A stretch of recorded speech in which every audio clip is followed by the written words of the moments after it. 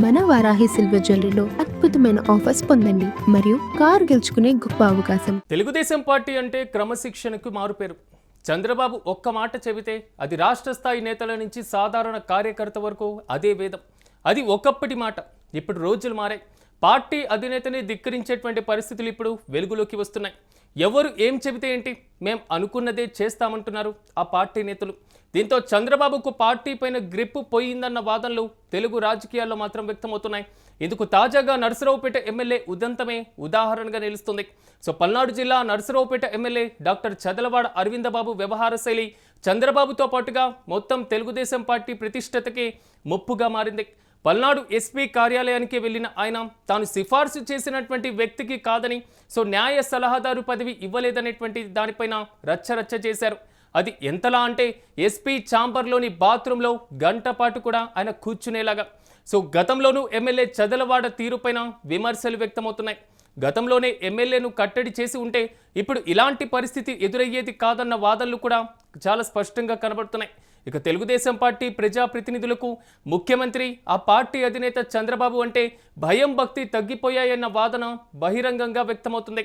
ఇక పాలనపై అలాగే కూటమి ప్రజాప్రతినిధులపై చంద్రబాబు పట్టు కోల్పోతున్నారనేందుకు ఎమ్మెల్యే అరవిందబాబు వ్యవహారమే నిదర్శనమన్న చర్చ కూడా జోరుగా సాగుతుంది.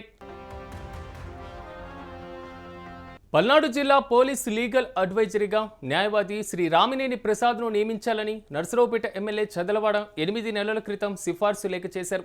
అయితే ఇంతవరకు నియామకం జరగలేదు. దీంతో ఎమ్మెల్యే అరవిందబాబు రగిలిపోయారు. నేరుగా పల్నాడు ఎస్పీ కార్యాలయానికి వెళ్లారు. ఎస్పీ బి కృష్ణారావుతో వాగ్వాదానికి దిగారు.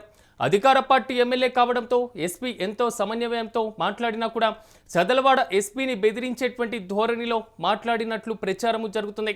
దీంతో ఎస్పీ తన కార్యాలయం నుంచే నిరసనగా బయటకు వెళ్లిపోయారు. దీన్ని అవమానంగా భావించినటువంటి ఎమ్మెల్యే ఎస్పీ కార్యాలయంలోనే బైఠాయించారు. అంతటితో ఆగకుండా కార్యాలయం లోపల తలుపులు వేసుకున్నారు. ఈ వ్యవహారం కాస్త బయటకు రావడంతో రచ్చరచ్చగా మారింది. తెలుగుదేశం పార్టీ రాష్ట్ర అధ్యక్షుడు పల్లా శ్రీనివాసరావు, అదేవిధంగా ఎమ్మెల్యే భాష్యం ప్రవీణ్, అలాగే మంత్రి గొట్టిపాటి ఇతరులు బుజ్జగించిన ఎమ్మెల్యే వెనక్కి తగ్గలేదు. చివరికి గుంటూరు రేంజ్ ఐజీ సర్వశ్రేష్ఠ త్రిపాఠి నర్సరావుపేటకు వెళ్లారు. అప్పటికీ బయటికి రాకపోగా బాత్రూంలోకి దూరి గడియ వేసుకున్నారు.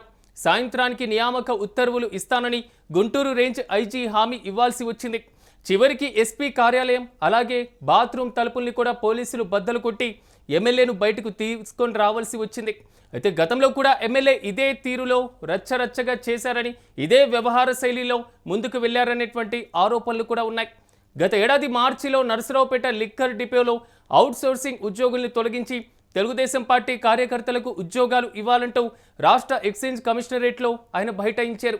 అప్పుడు ఎమ్మెల్యే పైన చంద్రబాబు ఎలాంటి చర్యలు తీసుకోలేదు.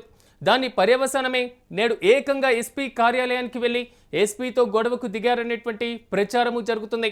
నానా హంగామా సృష్టించడం జరిగింది. ఇదే అధికార పార్టీ ఎమ్మెల్యే కాకుండా మరెవరైనా ప్రవర్తించి ఉంటే పోలీసు అధికారులు ఊరుకుండేవారా అనేటువంటి ప్రశ్న కూడా బలంగా వినబడుతుంది.